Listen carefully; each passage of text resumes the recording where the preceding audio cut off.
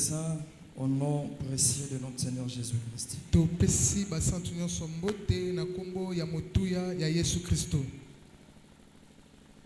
Je salue tous les saints au nom de Jésus.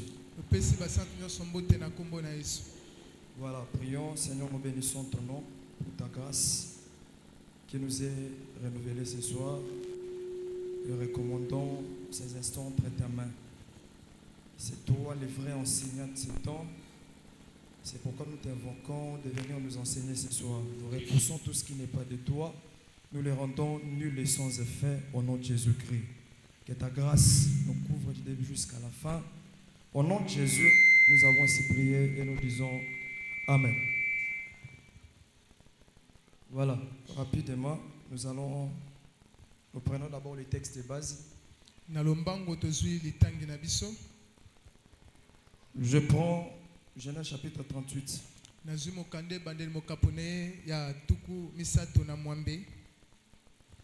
Le verset premier, je descends. À ce temps-là, Judas s'éloigna de ses frères et se retira vers un homme d'Adoulam nommé Ira. Là, Judas vit la fille d'un Cananéen nommé Shua. Il la prit pour femme et alla vers elle. Elle devint enceinte et enfanta un fils qu'elle appela Er.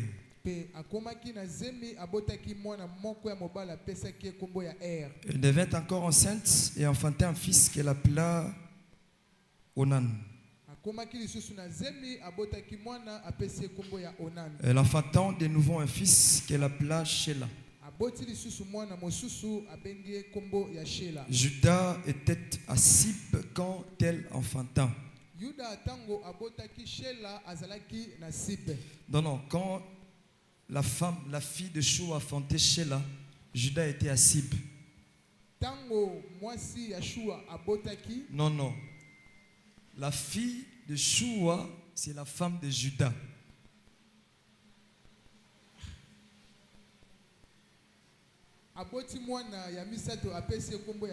Parce que c'est difficile de comprendre. L'église est présente. Écoutez d'abord l'histoire. La Bible dit, Judas s'est éloigné de ses frères. Il est allé à Adoulam. Là, il a vu la fille d'un Cananéen qu'on appelle Shua. Ça dit Shua, c'est le beau-père de Judas. Est-ce que l'église a compris? Voilà. Et la Bible dit, elle enfantant de nouveau un fils qu'elle appela Shelah. Judas était à Sib quand elle enfanta. Judas prit pour Er son premier-né une femme nommée Tamar. Er, premier-né de Judas, était méchant aux yeux de l'Éternel et l'Éternel le fit mourir. Alors Judas dit à Onan, va vers la femme de ton frère, prends-la comme beau-frère et suscite une postérité à ton frère.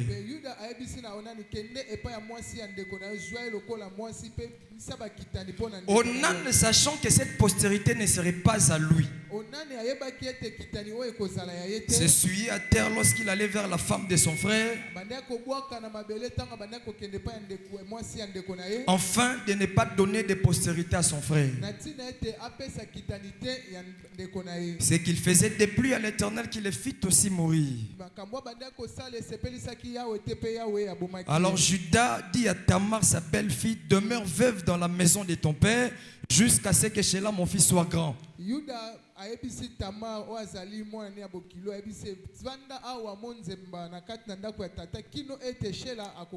Écoutez la pensée. Il parlait ainsi dans la crainte que Shelah ne mourût comme ses frères.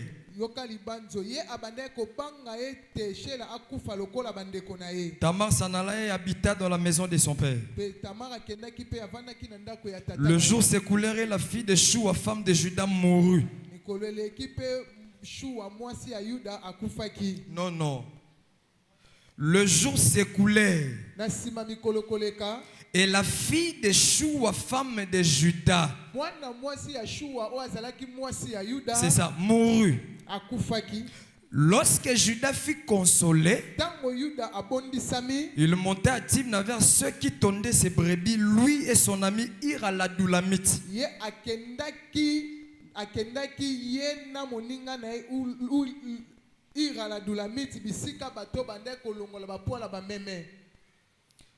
On a informé Tamar et on lui dit, voici ton beau-père qui monte à Timna pour tondre ses brebis.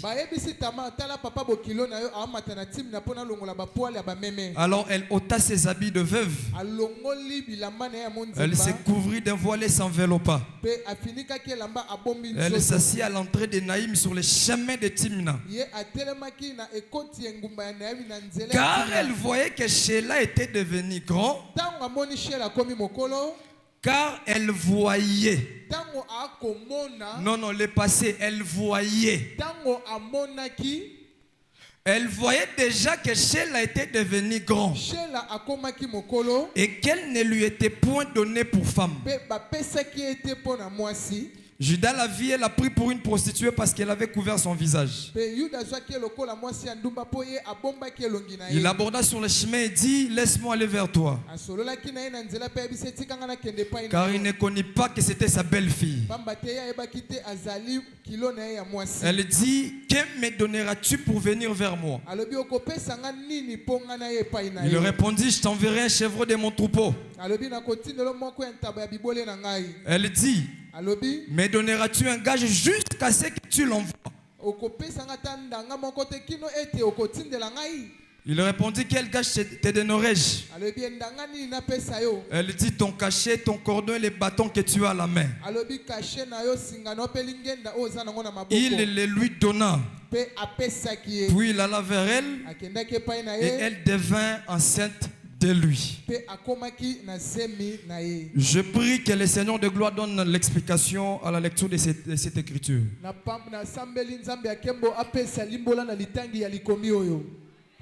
Que le Seigneur explique la portion de l'écriture qu'on vient de lire. Et qui te donne aussi l'entendement des disciples, afin que tu comprennes sa pensée qui est cachée dans cette écriture. Voilà, que Dieu bénisse tout et chacun de nous. Soyez bénis ce soir au nom de Jésus. J'étais en train de bénir les saints. Que le Seigneur vous bénisse abondamment. Vous qui n'êtes venus que pour écouter sa parole. En tout cas, je crois que dans la parole, il y a la bénédiction, n'est-ce pas? C'est pourquoi j'ai dit à tous les enfants de Dieu, soyez bénis ce soir au nom de Jésus. Est-ce que vous croyez comme ça? Nous acclamons et nous poussons des cris de joie à l'honneur de l'Éternel. Acclamons, acclamons et poussons des cris de joie. C'est lui qui le fait, que Dieu le bénisse abondamment. Je sens et je comprends que nous ne sommes pas seuls ce soir. J'aimerais rassurer un enfant de Dieu qui a un Dieu qui est au milieu de nous. Peu importe tes difficultés, ta maladie, je voudrais que tu crois que dans ces rassemblements, il y a un Dieu. Est-ce qu'il y a des gens qui croient comme moi? Tels que nous sommes réunis, il y a un Jésus au milieu de nous. Et si Jésus-Christ est là, c'est pour qu'il soit la réponse à tous nos problèmes. C'est pourquoi j'ai dit à un enfant de Dieu, reçois la réponse de Dieu dans ta vie ce soir au nom de Jésus. Je parle à quelqu'un qui est combattu de recevoir la victoire de la part de Dieu. Que ton cœur reçoive ce que tu es en train de chercher, je le dis au nom de Jésus. Là où c'était fermé, que le Seigneur l'ouvre. Ce qui ne marchait pas, que cela commence à marcher. Je l'ai déclaré derrière mes déclarations, il y a un nom qui est inscrit, le nom de Jésus. Je répète encore mes mots. Ce qui ne marchait pas, parce que tu es venu écouter le Seigneur, que cela commence à marcher. C'est lui qui dit Amen, que les choses commencent à marcher dans sa vie. Soyez bénis, bénis, bénis et encore bénis. Que Dieu vous bénisse abondamment. Vous savez, dans la Bible, vous savez ce qui avait fait que plus tard Marie reçoive les présents des mages. Vous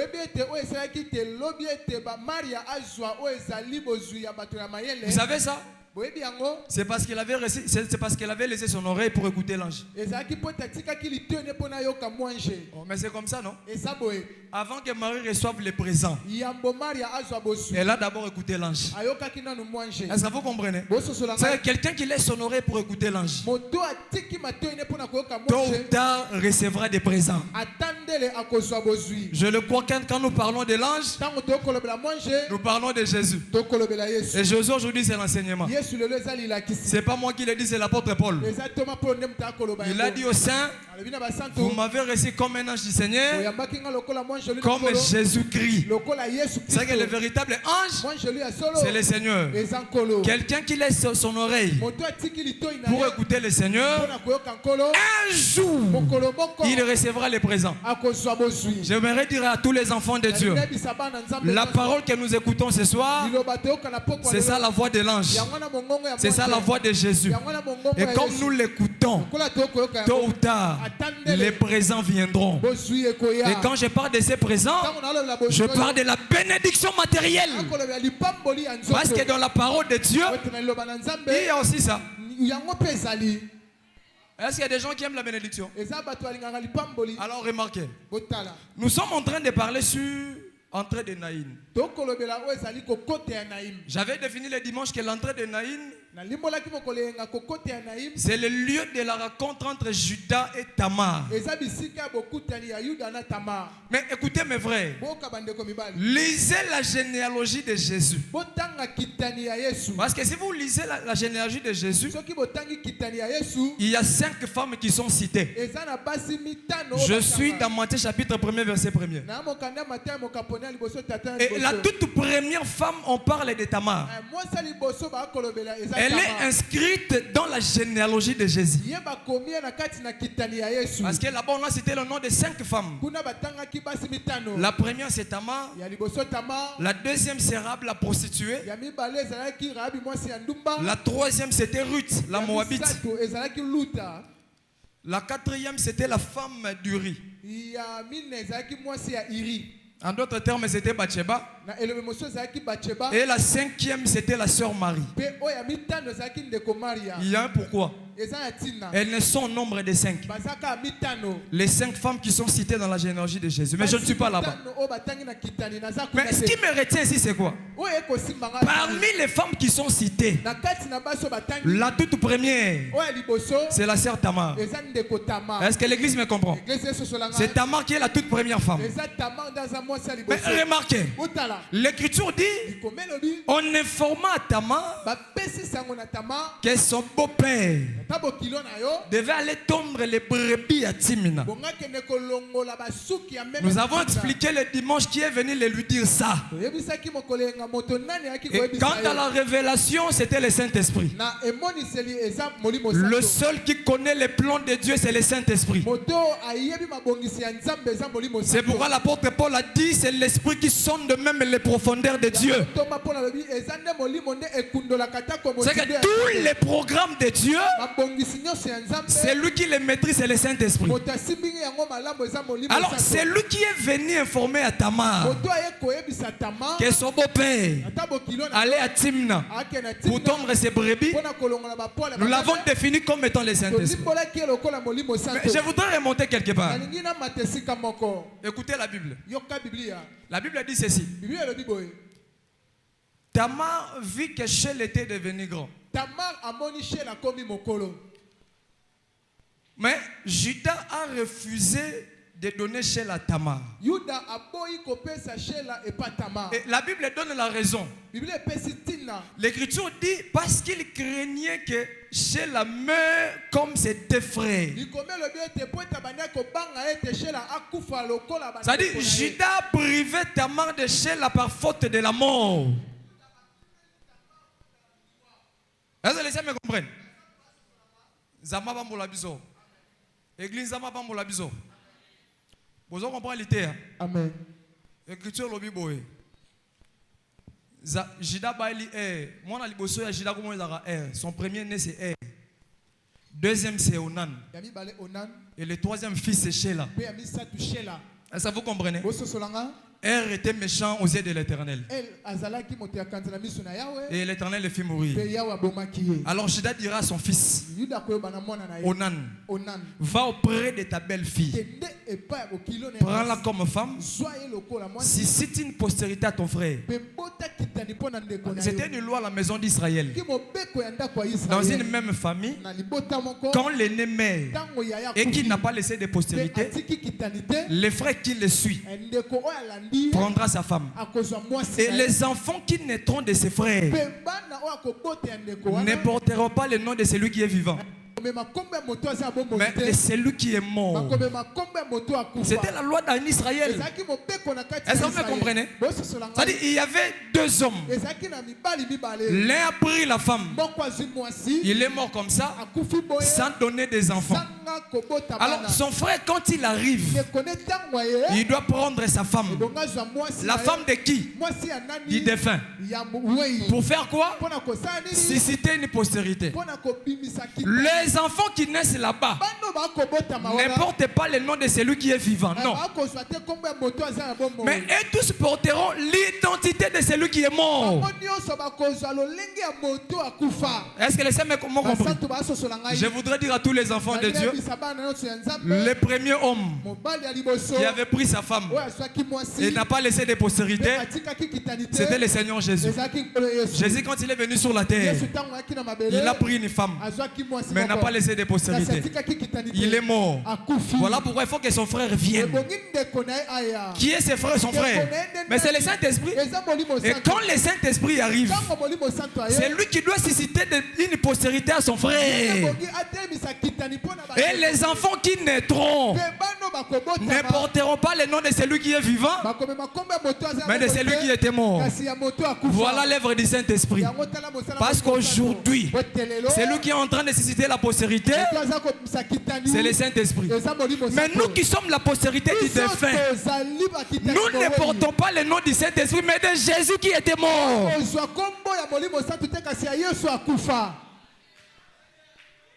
Est-ce que vous avez compris? C'est pourquoi Jésus avait dit ceci aux disciples. Quand je m'en irai, l'Esprit viendra et va me glorifier. C'est-à-dire le Saint-Esprit doit glorifier le nom de Jésus au milieu du peuple. Est-ce que vous m'avez compris? Est-ce que les saints me comprennent? Voilà Onan. La Bible dit que parce qu'il pensait, il savait que la postérité ne lui appartiendrait pas avant qu'il aille auprès de la femme de son frère. Il s'essuyait à terre. Je voudrais exhorter par là. Je sais que je vais revenir. Je vais expliquer tous ces trois fils de Judas. Mais je voudrais exhorter les enfants de Dieu. La masturbation, c'est un péché. Vous savez, il y a des gens comme ça. Je ne prends pas de femmes. Je ne prends pas de femmes. Mais dans sa propre chambre, il est en train de se masturber. C'est un péché. Il y a même des femmes mariées qui le font. J'ai des témoignages, moi. Même des hommes mariés. La masturbation, c'est un péché. Je pensais que les saints auraient dit Amen. Un enfant de Dieu ne se masturbe pas. Le faire, c'est suyer ton corps. Quelqu'un qui le fait est en train de suyer son corps. N'oubliez pas, l'apôtre Paul avait dit, ce corps est le temple du Saint-Esprit. Il ne faut pas suyer ton corps. C'est là où le Seigneur réside. Dans un corps où il y a, dans un corps où il y a impureté, Dieu ne reste pas. C'est pourquoi la plupart des gens sont en train de prier, mais sans Dieu, parce que leur corps est devenu maintenant le temple des démons. Un enfant de Dieu ne se masturbe pas. Et c'est un péché. Est-ce que je parle aux enfants de Dieu? Est-ce que je parle aux enfants de Dieu? C'est ce que la Bible dit, non? Avant qu'il aille auprès de la femme de son frère, il s'est essuyé à terre. Il a refusé de lui donner la sémence. Voilà pourquoi le Seigneur l'a tué. Pourquoi il est mort? Parce qu'il a pris la sémence qui appartenait à la femme et l'a mise à la terre. La raison de sa mort, c'est ça. Est-ce qu'on peut monter un peu? Est-ce qu'on peut monter un peu? Qui est ce frère qui était mort? Mais c'est le frère Moïse. Moïse est mort. Il a laissé une femme. Son frère, quand il est venu, parce que le frère de Moïse, c'est le Seigneur Jésus. Lui-même, Moïse a dit ça. Je sais, l'Éternel votre Dieu suscitera au milieu de toi un prophète comme moi. Ça dit Jésus est comme Moïse. C'est aussi son frère. Quelqu'un ne m'a pas compris. Le tout premier miracle de Moïse, il a pris l'eau, c'est devenu le sang. Le tout premier miracle de Jésus, il a pris l'eau, c'est devenu le vin. Dans la Bible, le vin, c'est le sang. Quelqu'un ne m'a pas compris. Quand le frère Étienne parlait concernant Moïse, il a dit, oh Moïse était un prophète puissant, parole puissant en œuvre. Jésus, après sa mort et sa résurrection, alors qu'il était avec les deux disciples sur le chemin d'Emmaüs, il leur pose la question, vous parlez de quoi? Ces deux disciples lui disent, c'était Cléopas avec un autre disciple, qu'on n'a pas cité les noms. C'était Cléopas avec un autre disciple. Dans les deux disciples, c'était Cléopas et un autre qu'on n'a pas cité les noms. Ils étaient en train de parler de Jésus avec Jésus présent. Mais ne savaient pas que c'était le Seigneur Jésus. Voilà pourquoi je voudrais dire aux enfants de Dieu, bien aimés, si Jésus ne se révèle pas dans ta vie, tu peux marcher avec lui pendant 20 ans sans pour autant le connaître. Il y a des gens comme ça, ils parlent de Jésus, mais ne l'ont jamais connu. Est-ce que vous me comprenez?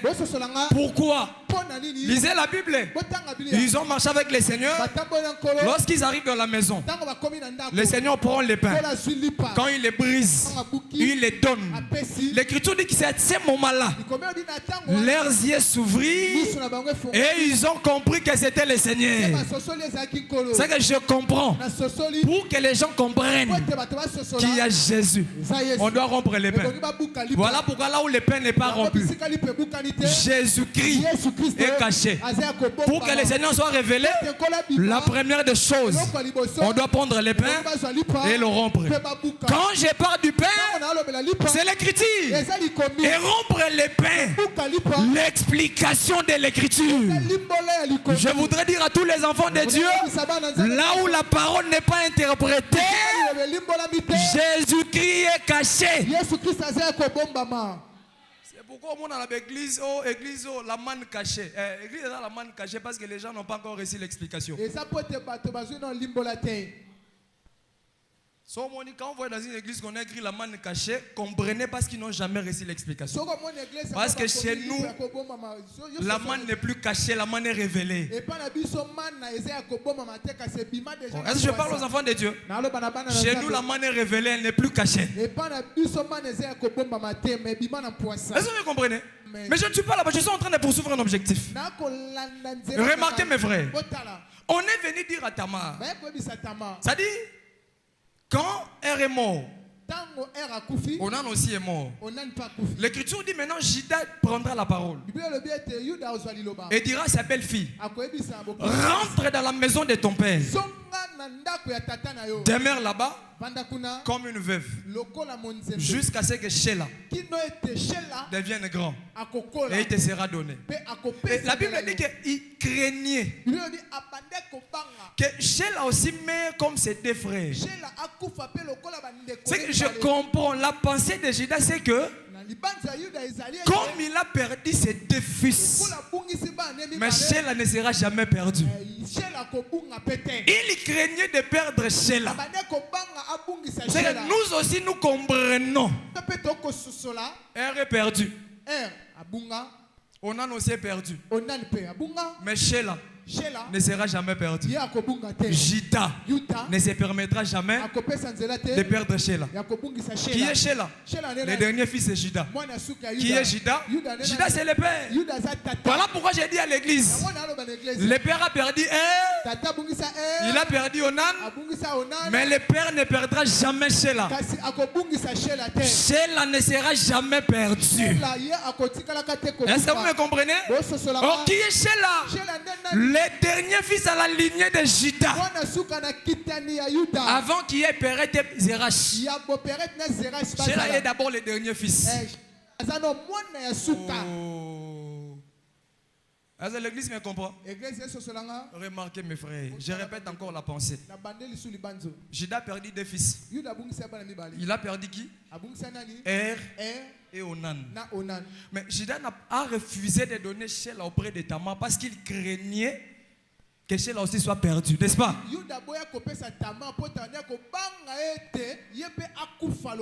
C'est-à-dire lui-même a sécurisé son fils. Il n'a pas voulu perdre son dernier fils. Mais les deux premiers ont été perdus. C'est ça que vous allez comprendre. Je parle de Judas, c'est le père.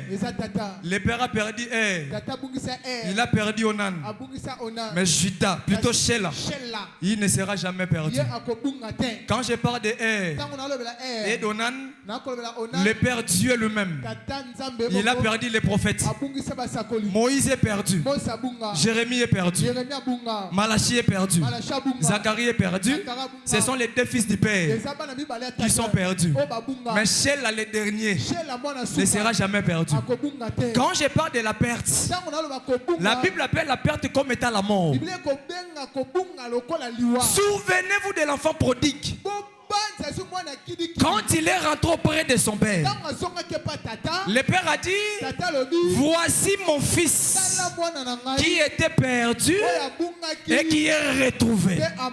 Il était mort et il est revenu à la vie. C'est que selon la Bible, perdre c'est aussi connaître la mort. C'est pourquoi j'ai dit à l'église, le prophète et le Père Dieu les a perdus. Au moment où nous sommes en train de parler, ils sont sous la terre. Ils sont enterrés. Mais attention, il y a un homme, le dernier, que le Père ne perd jamais. Quand je parle de Sheila, ce n'est plus le fils du Judas physique. Quand je parle de Sheila, c'est le Seigneur Jésus. Jésus n'était pas perdu. La résurrection veut dire que Jésus n'est pas perdu. Est-ce que vous me comprenez? Est-ce que les me comprennent? C'est-à-dire, Sheila ne serait pas perdu. Qui est Sheila, le fils? Oh, dans la Bible, l'église, c'est aussi le fils, n'est-ce pas? Tel que nous sommes là, nous sommes un fils. Et le Seigneur ne nous perdra jamais. J'aimerais dire à un enfant de Dieu, Jésus ne te perdra jamais. Peu importe les temps, les difficultés, les problèmes, tu ne seras jamais perdu. Voilà pourquoi Jacob. Vous savez, le jour où on est venu demander Benjamin, parler de ses fils, Il a pleuré. Il a dit non, non, non. Vous me privez de mes deux enfants. Joseph est déjà privé. Il est perdu. Mais je ne perdrai jamais Benjamin. Est-ce que vous me comprenez? Il a refusé. Mais quand Judas arrive, il dira à son père, donne-moi l'enfant. Je descendrai avec lui et je vais remonter avec lui. Est-ce que vous avez compris? Est-ce que les saints me comprennent? Est-ce que les saints me comprennent? C'est-à-dire auprès de Judas, le père a accepté. Pourquoi? Parce qu'il sait que Judas, c'était jeune lion. Joseph, quand il était parti, il n'était pas sécurisé. Voilà pourquoi la bête féroce l'avait dévoré. Mais pour Benjamin, il faut qu'il y ait Judas. Quand il y aura une bête féroce, le lion les défendra. Est-ce que vous me comprenez? Il a pris son fils, l'a laissé pour qu'il parte. Tout ça parce que le père ne veut pas perdre son dernier fils. Est-ce que les saints m'ont compris? Le dernier fils ne sera jamais perdu. Voilà pourquoi le Seigneur Jésus, quand bien même qu'il était entré dans la tombe, il devait être rendu vivant et rentrer auprès de son père. La résurrection de Jésus veut dire que Jésus n'était pas perdu au séjour des morts. Dieu ne l'a pas perdu. Voilà pourquoi il a retrouvé par la puissance de la résurrection. Est-ce que les saints me comprennent? Voilà pourquoi, mes frères, je présente encore le Fils comme étant l'Église. Apocalypse chapitre 12. On peut lire ça? Nous sommes dans l'enseignement. Apocalypse 12, verset 1er.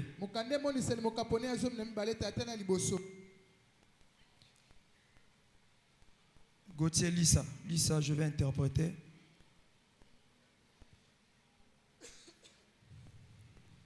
Apocalypse chapitre 12, verset 1er. Ok.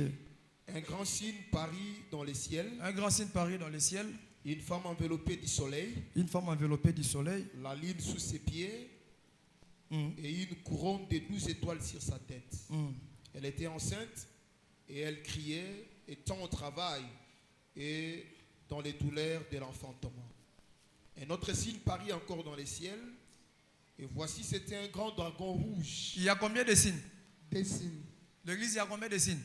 Deux signes. Il y a deux signes. Le premier, une femme enveloppée du soleil. Et l'Écriture dit un autre signe parut dans les ciels. Lis ça.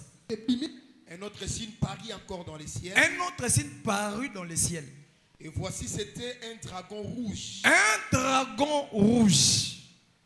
Ayant 7 têtes et Qui avait 7 têtes et 10 cornes. Et sur ces têtes, 7 diadèmes. 7 diadèmes. Ça qui entraînait les tiers des étoiles du ciel. Ok. Et les jetait sur la terre. Ok. Les dragons s'étaient devant la femme qui allait enfanter afin de dévorer son enfant. Qui était la cible du dragon? Qui est la cible du dragon? L'enfant. C'est l'enfant. Le dragon est devant la femme. Mais la cible du dragon, ce n'est pas la femme. Sa cible, c'est l'enfant. Lis ça. Les dragons s'éteignent devant la femme. Le dragon s'éteint devant la femme. Qui allait enfanter. Qui allait enfanter. Afin de dévorer son enfant. Afin de dévorer son enfant. Je voudrais exhorter quelqu'un. Mes frères, le dragon, c'est le diable. La cible du diable, ce n'est pas la femme. Mais c'est l'enfant qui se trouve dans la femme. Quand je parle de la femme c'est le corps.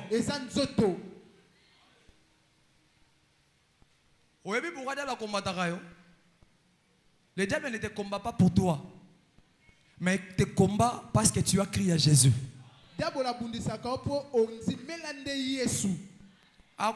Malade. Alobi basali nyonso akosala wa bomayo mais cible eza la foi qui est en toi. Est-ce que vous comprenez? La cible du diable c'est pas un homme, c'est pas son corps. Mais le diable a besoin qu'on fasse un naufrage par rapport à la foi. Voilà pourquoi vous verrez le dragon devant la femme, mais ce n'est pas sa cible. Lui n'attend que l'enfant, le fils. Il est là pour n'attendre que le fils. Lis ça. Lorsqu'elle aurait enfanté, elle enfanta un fils. Elle enfanta un fils Qui doit paître toutes les nations avec une verge de fer. Le futur, il pètera toutes les nations avec une verge de fer. C'est que cet enfant, c'est le roi. Continue. Et son enfant fit enlever vers Dieu et vers son trône. L'enfant fit enlever vers Dieu et vers son trône. Continue. Et la femme s'enfuit dans les déserts. Et la femme s'enfuit dans les déserts. Est-ce que je vais parler par rapport à la prophétie, n'est-ce pas? Nous sommes en train d'enseigner. Il y a des signes. Nous avons la femme, nous avons le fils. Le fils est enfanté, il est enlevé vers Dieu et vers son trône. Le fils ici, c'est l'église. Est-ce que vous comprenez? L'église, c'est lui le fils. C'est lui qui sera assis sur le trône. C'est pourquoi Jésus, au jour de sa chair, il a dit à ses disciples, quand je reviendrai dans mon royaume, vous qui m'avez suivi, vous serez assis sur des trônes. Est-ce que vous comprenez? Est-ce que vous avez compris? Alors, dès que la femme est enlevée, la femme est partie où? Dans le désert. Dans la Bible, le peuple du désert, c'est la maison d'Israël. Est-ce que vous comprenez? Et l'Écriture dit, si vous lisez en bas, la Bible dit, elle s'enfuit dans le désert, dans un lieu préparé par Dieu lui-même. Et là-bas, elle sera nourrie pendant 1260 jours. C'est comme ça, non? C'est ce qui est écrit. Le peuple qui sera nourri pendant 1260 jours, c'est Israël. Et le désert, c'est le lieu de l'enseignement. Est-ce que vous avez compris? C'est-à-dire la femme qui s'enfuit dans le désert, c'est la maison d'Israël. Mais elle s'enfuit quand? Dès que le fils est enlevé, le temps qui viendra, c'est le temps de la fuite. Elle doit aller dans le désert. C'est là qu'elle sera nourrie. La nourriture de cette femme, c'est le message des deux témoins. Est-ce que vous comprenez? Mais je ne suis pas là-bas. Mon problème, c'est que le fils ici, c'est l'église. C'est-à-dire, même le Seigneur, il ne nous perdra jamais. De la même manière que Judas n'a pas voulu perdre Sheila, Jésus aussi ne perdra jamais l'église. L'église ne sera jamais perdue. Depuis la croix de Golgotha jusqu'au jour de l'enlèvement, l'église ne sera jamais perdue. Est-ce que vous comprenez? Voilà pourquoi. Est-ce qu'on peut monter un peu? Remarquez.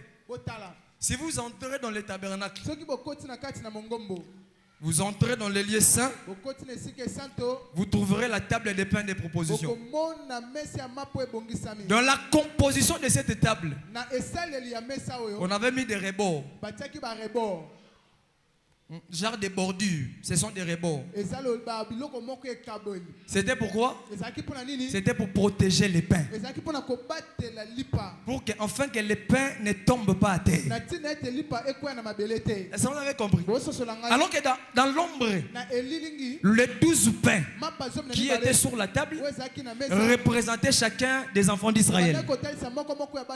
Alors les rebords qui étaient tout autour de la table là protégeaient enfin que le pain ne tombe pas. C'est-à-dire Israël en dehors du tabernacle, ce sont des hommes. Mais quand vous entrez là-bas, ce sont des pains. Est-ce que vous me comprenez? En dehors du tabernacle, les enfants d'Israël sont des hommes. Mais une fois que vous entrez dans les lieux saints, au lieu qu'ils continuent à être des hommes, ils ne sont pas des hommes, mais ce sont des pains. Voilà pourquoi un enfant de Dieu a des natures. Sur la terre, je suis humain. Mais auprès de mon Dieu, je suis un esprit. Est-ce que les saints m'ont compris? C'est-à-dire, ils ont des natures de l'extérieur et de l'intérieur. En dehors du tabernacle, ce sont des hommes. Mais à l'intérieur, ce sont des pères. Quelqu'un ne m'a pas compris. Quand les souverains sacrificateurs entrent dans les lieux saints des saints, il avait 12 pierres. C'était des pierres précieuses. Chacune de ces pierres, c'était les enfants d'Israël. C'est-à-dire dans les lieux saints des saints, une pierre égale un fils d'Israël.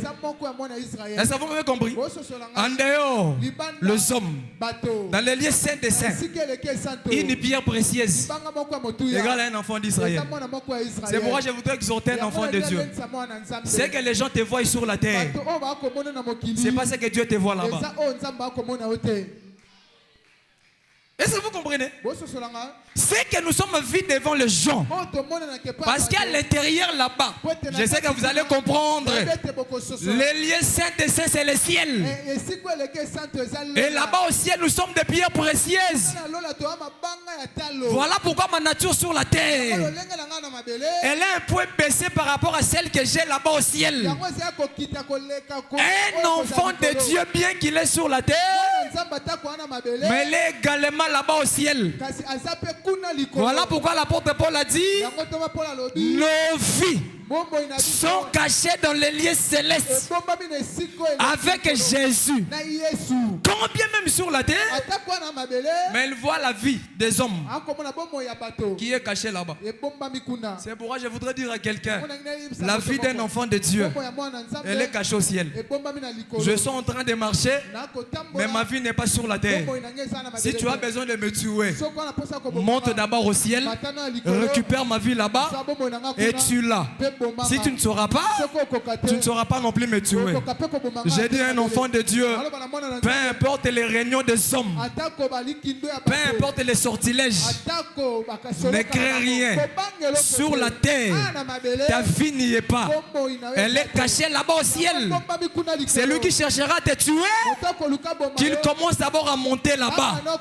Jésus, quand il est venu, il a dit aux gens, personne n'est monté au ciel. Si ce n'est celui qui est descendu, là-bas au ciel, il n'y a personne. Les sorciers ne montent pas, les magiciens ne montent pas. Voilà pourquoi personne sur la terre saura prendre ma vie en otage, parce que celui qui l'a caché ne l'a pas caché sur la terre, mais l'a caché là-bas au ciel.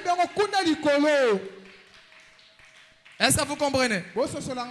Mais attention, les 12 fils d'Israël, c'est d'abord le Seigneur Jésus.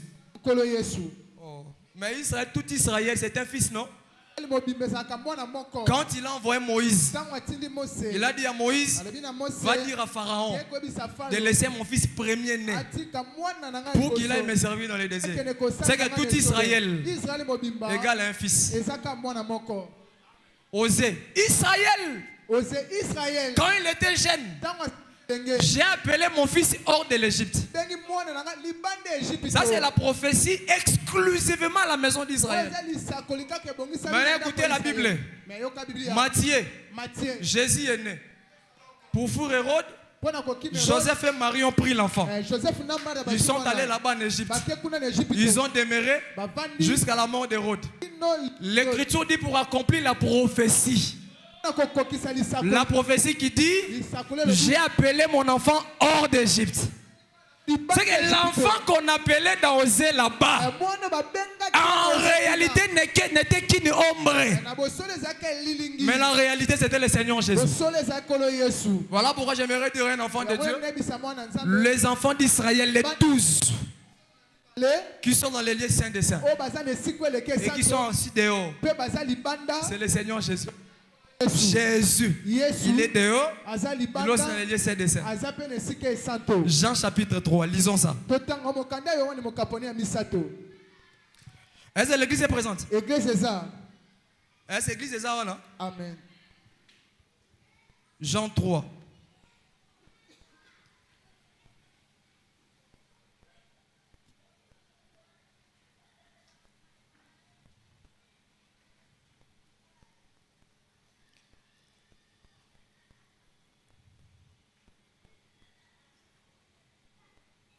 Prière me permet de... Jean chapitre 3, verset 13e. Gauthier, tu peux lire ça?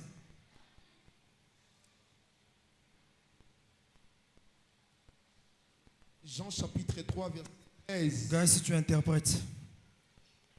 Personne n'est monté au ciel. Malembe. Soki wabi motomoko mata likolo te ça que no kazab. Ah Yesu, alors bi motomoko mata likolo te ça que no kazab. Église, bozo bo répondre pour ani. Soki Yesu bi personne n'est monté au ciel. C'est que ti bana ko enlever nok. Oh Eli, motomoko agenda likolo azate. Oh, est-ce que vous comprenez? Ça dit comment t'es nok likolo ombre. Comment t'es Eli lingi. Quand Jésus est venu, il a dit personne. Depuis ombre jusqu'à la réalité, il n'y a personne qui est monté. C'est que Enoch n'est pas monté. Élie non plus n'est pas. Même si vous lisez, pendant qu'il est monté, il a pris son manteau, l'a laissé à Élisée. Élie n'est pas monté. Oh,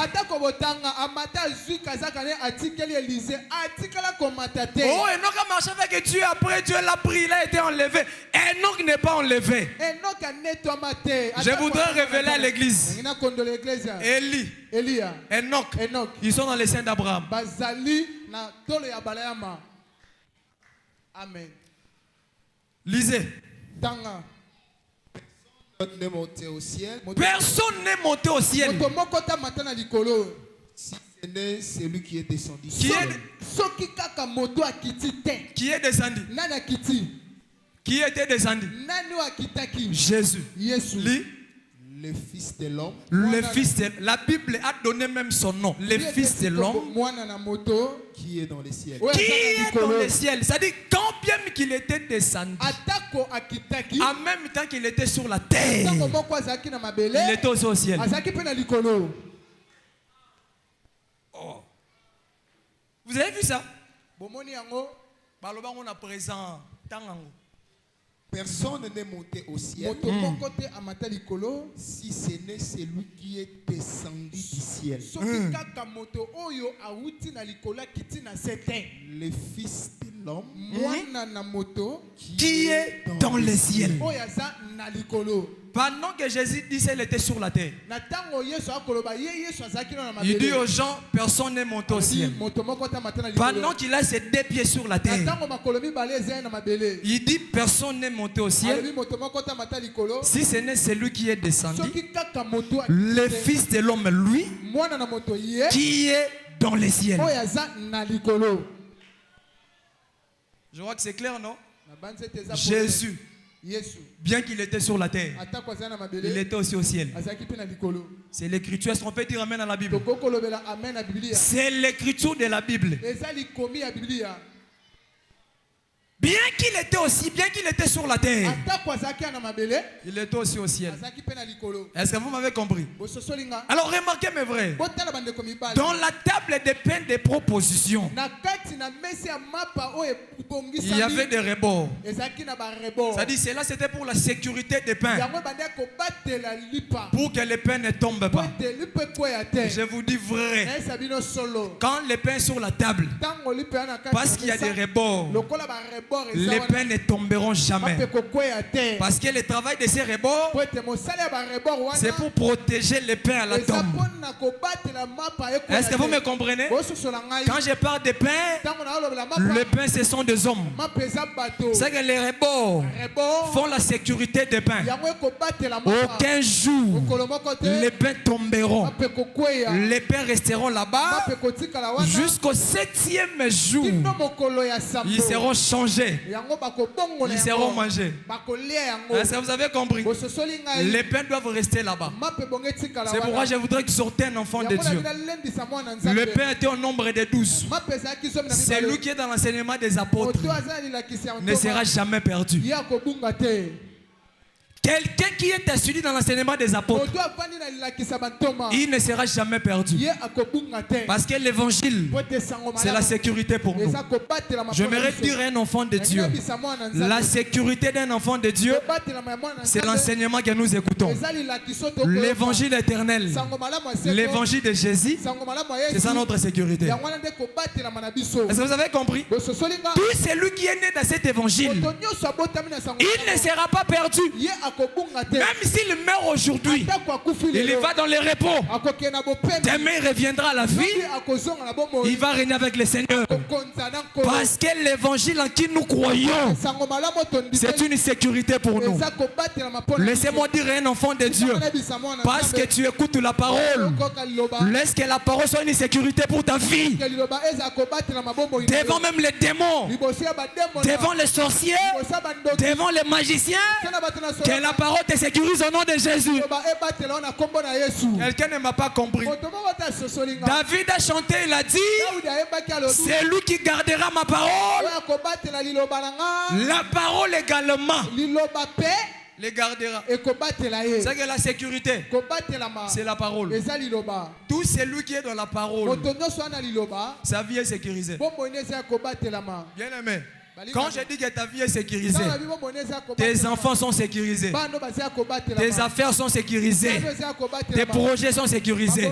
Je le dis au nom de Jésus. Laisse que l'évangile de Jésus commence à te sécuriser devant les accidents, devant les projets, devant les plans machiavéliques des démons. Que la parole soit une sécurité pour quelqu'un ce soir au nom de Jésus. Est-ce que vous me comprenez? C'est-à-dire, c'est lui qui est dans l'évangile, dans l'enseignement des apôtres, est sécurisé. D'abord, premièrement, devant les péchés, tu es sécurisé.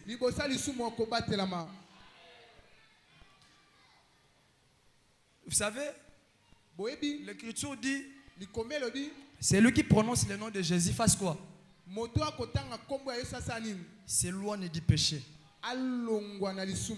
L'évangile tel que nous l'écoutons, c'est une sécurité pour nous. Même devant les péchés.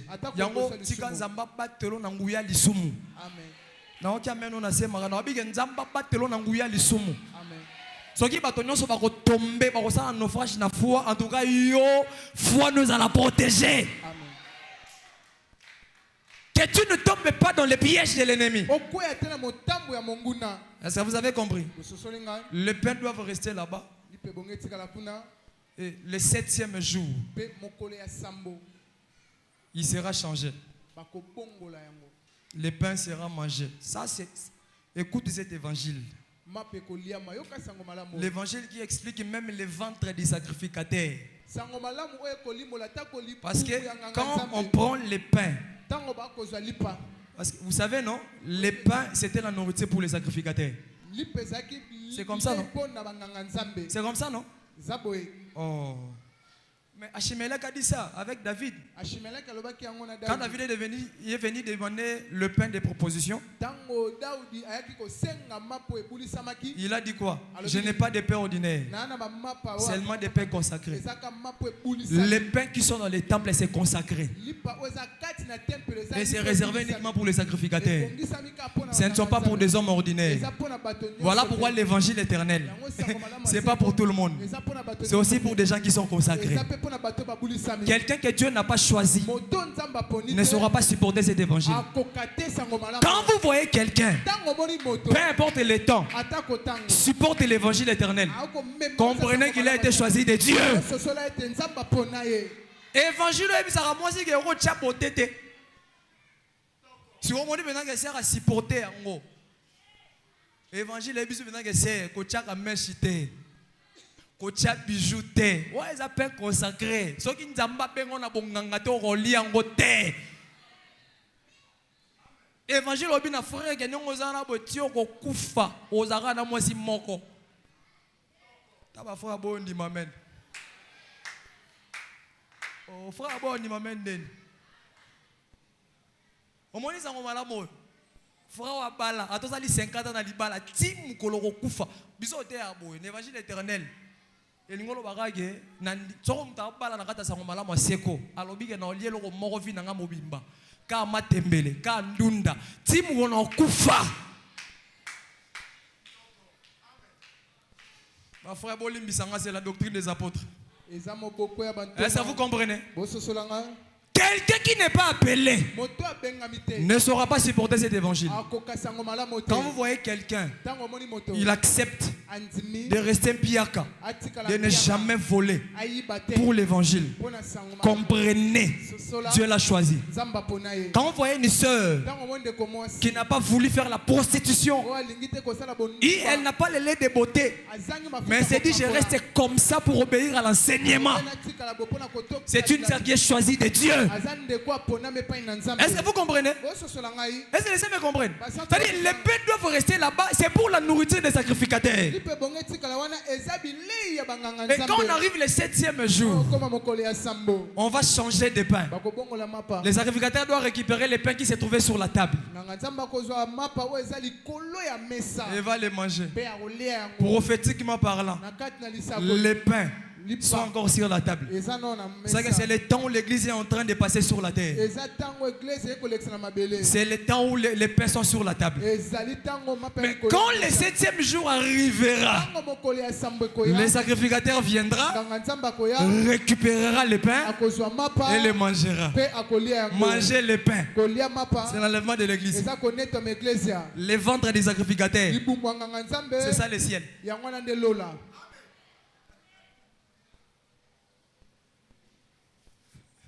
Koloza pas mon labiso. Non moi vraiment c'est sango malamu ngwana. Ou expliquer na li bumwanga yango sango malamu ndoko nanga mwasi. Ko pe ngwate ligolo libala, ko pe ngwate pona libala. Mon frère, ko pe ngwate pour luki obika obikite. Na biso na kata sango malamu oyo. To utanzamba obikisa. Est-ce que tu crois comme ça? Les pères doivent rester là-bas. Et au 7e jour, les sacrificateurs vont les manger. C'est le jour où l'église sera enlevée. Mais au moment où nous sommes en train de parler, les pains sont encore sur la table. L'église est encore sur la terre. Mais pendant que nous sommes là, je vous dis vrai, nous sommes dans la protection. Le Seigneur de gloire est en train de nous sécuriser. Si Adam n'a pas pu sécuriser les jardins, un autre Adam est venu. Lui, quand il est venu, lui nous sécurise. Voilà pourquoi même le Seigneur, même Dieu lui-même, parce que Dieu, c'est lui le véritable cultivateur et c'est lui le véritable gardien. C'est qu'Adam n'a pas pu faire, Dieu l'a fait. Dieu est venu dans une terre, il a semé sa semence dans une terre qu'on appelle Marie. Lui-même est venu les garder. Aujourd'hui, bien que nous sommes sur la terre, je vous dis que nous sommes dans la sécurité. Le Seigneur ne te perdra jamais. Tout de toi ne sera jamais perdu. Dieu va te sécuriser. De la même manière, Judas a sécurisé Sheila. De la même manière que ta vie sera sécurisée. Tu ne seras pas perdu. Même dans la maladie, le Seigneur de gloire va te sécuriser. Dans les divers problèmes sur la terre, ta vie sera sécurisée. Je termine par ici. Pour dire à un enfant de Dieu, reçois la sécurité de Dieu. Je dis encore à un enfant de Dieu, reçois la sécurité de Dieu. Que le Seigneur commence à te sécuriser devant les démons, devant les magiciens, devant les sorciers. Reçois la sécurité de Dieu.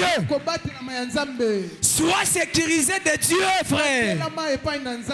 Aucun homme sur la terre te touche à ta vie. Que personne ne porte atteinte à ta vie. Si on touchera tout le monde, mais quand on arrive auprès de toi, que le Seigneur te sécurise. Que les démons de ce monde, que les magiciens de ce siècle n'arrivent pas à te toucher. C'est lui à qui tu crois. C'est lui la véritable sécurité.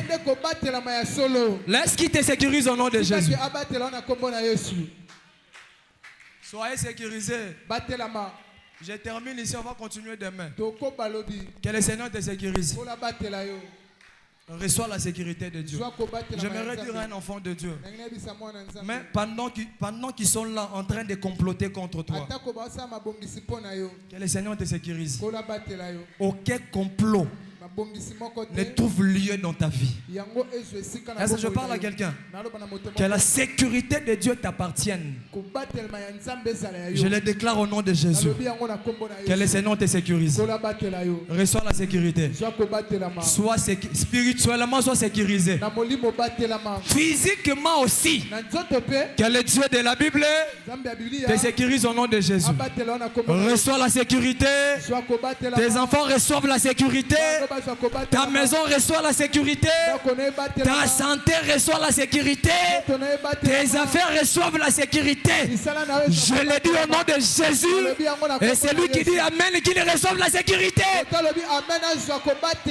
Soyez sécurisés au nom de Jésus. Même si c'est ligueront contre toi. Quand bien même ils seront plus nombreux que toi. Mais qui s'étonne comment on n'arrive pas à les toucher. Qui se disait même comment on n'arrive pas à toucher ses frères, à toucher cette soeur. Cela ne dépend pas de lui, mais il a crié à la véritable sécurité qui est le Seigneur Jésus. Laisse que le Seigneur de gloire soit une sécurité pour ta vie.